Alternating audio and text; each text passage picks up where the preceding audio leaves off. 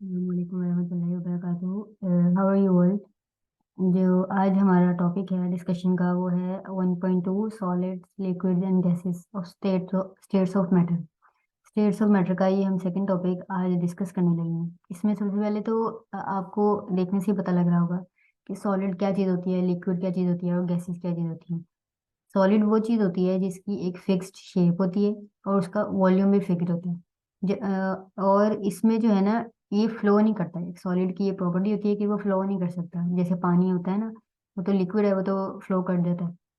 इसी तरह जो लिक्विड होते हैं उनकी फिक्स्ड वॉल्यूम जो है वो फिक्स होता है, लेकिन शेप फिक्स नहीं होती। जिस भी शेप में आप लिक्विड को डालें वो उसी शेप जैसा जो है ना, जिस भी कंटेनर में आप डालेंगे ना लिक्विड को, वो उसी की शेप इख्तियार कर लेता है।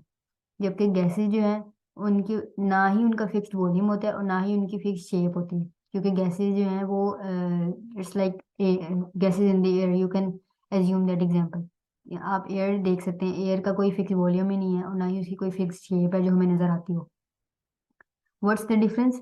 It is easy to tell the difference between a solid liquid and a gas. हमने देख लिया है कि सॉलिड का और लिक्विड में और गैस में क्या फर्क है। सॉलिड वो है जो फिक्स्ड है, शेप के एतबार से भी और वॉल्यूम के एतबार से भी, और ये फ्लो भी नहीं करते। अब आपके ध्यान में जितने भी सॉलिड आते हैं ना, आप देखें उनके अंदर एक तो फिक्स शेप होगी और फिक्स उनका वॉल्यूम होगा। जैसे washing machine, laptop, mobile phone, everything which is solid should have a fixed shape and a fixed volume. And when we come to the liquids में ये चीज है कि इनमें जो है फिक्स्ड वॉल्यूम जरूर है। वॉल्यूम उसका वही रहना है। जैसे 1 लीटर आपने पोर की है जूस जग में, तो उसने 1 लीटर ही रहना है, बस उसने शेप जग की ले लेनी है, जग के अंदर की शेप ले लेनी है। अगर उसको आप बाउल में डालते हैं तो उसने बाउल की शेप ले लेनी है। शेप चेंज होती है उसकी। वो मैटर करता है कि कंटेनर आपका किस शेप का है, जबकि जो उसका वॉल्यूम है वो सेम रहता है। और जो गैसेज हैं उनका ना तो फिक्स वॉल्यूम होता है और ना ही जो है फिक्स शेप होती है। और इनमें एक और बात जो होती है अहम, वो ये होता है कि गैसेज जो हैं वो लिक्विड और सॉलिड दोनों से लाइटर होती हैं। सबसे हैवियर सॉलिड होते हैं, फिर लिक्विड्स, फिर गैसेस। वेरी करता है, कुछ जगहों पे ऐसा है कि लिक्विड्स भी जो है वो उनका वेट काफी ज्यादा होता है। वाटर, अब आगे जो है ना सॉलिड, लिक्विड और गैसेस में एक हमने एग्जांपल लिया है वाटर की। उसके अंदर तीनों स्टेट्स पाई जाती हैं, सॉलिड भी, लिक्विड भी और गैसियस स्टेट भी। वो किस तरह पाई जाती है ये आपको पता है कि वाटर जो है सॉलिड जब हो जाए, सॉलिडिफाई जब हम वाटर को करें तो हमारे पास आइस की फॉर्म आ जाती है। जबकि वाटर को अगर हम जो लिक्विड फॉर्म में वाटर होता है वो आपको पता है कि वो उसकी लिक्विड स्टेट है। गैसियस स्टेट में वाटर कब आता है? जब हम वाटर को बॉईल करते हैं तो उसके अंदर जो स्टीम बनती है, और जो वो स्टीम बनती है उसमें बबल्स जो है वो इवेपोरेट होते हैं, तो वो इसकी गैसियस स्टेट है। अब ये जो स्टेट्स हैं ये कैसे बनती हैं, ये हम डिस्कस करने लगे हैं। इसकी स्टेट्स जो है वो चेंज होती है बाय हीटिंग और बाय कूलिंग। फर्स्टली हमने ले लिया आइस और इसके अंदर एक ले लिया थर्मोमीटर। अब हम इस आइस को जो है ना, ये स्लोली चेंज हो रही है वाटर में।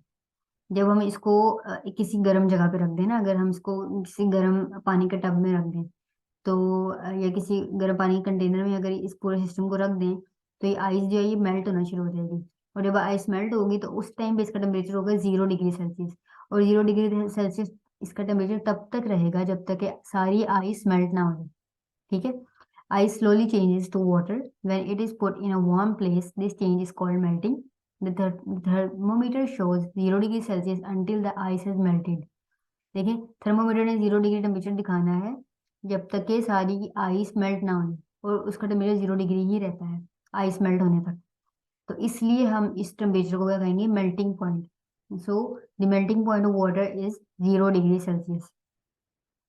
अब हमने आइस को मेल्ट कर लिया, अब हम इसको मजीद जब हीट देंगे तो इसमें से क्या होगा? वाटर वेपर्स इवेपोरेट होना शुरू हो जाएंगे। जब वाटर वेपर इवेपोरेट होंगे तो इस प्रोसेस को हम कहेंगे इवेपोरेशन। ये हीट करने पे हो रहा है, इसमें अभी कोई स्पेसिफिक टेम्परेचर नहीं हमने फिक्स किया।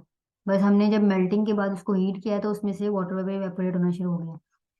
जब हम उसको मजीद हीट करेंगे कि उसके अंदर बबल्स बनना शुरू हो जाएं और वो बबल्स जो हैं, वाटर जो है वो बॉयल हो जाए, उस टाइम पे जो टेम्परेचर होगा, थर्मोमीटर जो टेम्परेचर शो करेगा वो होगा 100 डिग्री सेल्सियस।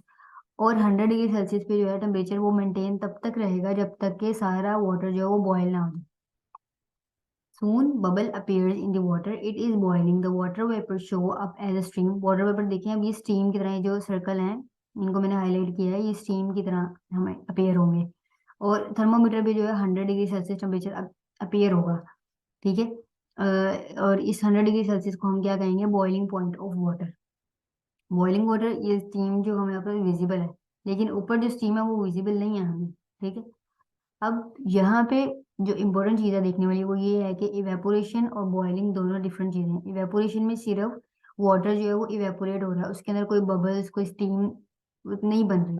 जो इस तरह के बबल्स है ना, बबल्स की स्टीम नहीं है हमारे पास, वो आ रही, विजिबल हो रही।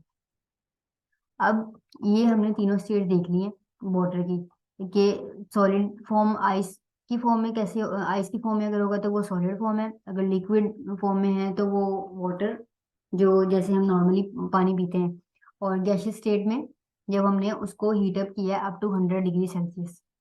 अब हम अगर ऑपोजिट करना चाहें, स्टीम से हम जाना चाहें आइस की तरफ, तो हम क्या करेंगे? हम टेम्परेचर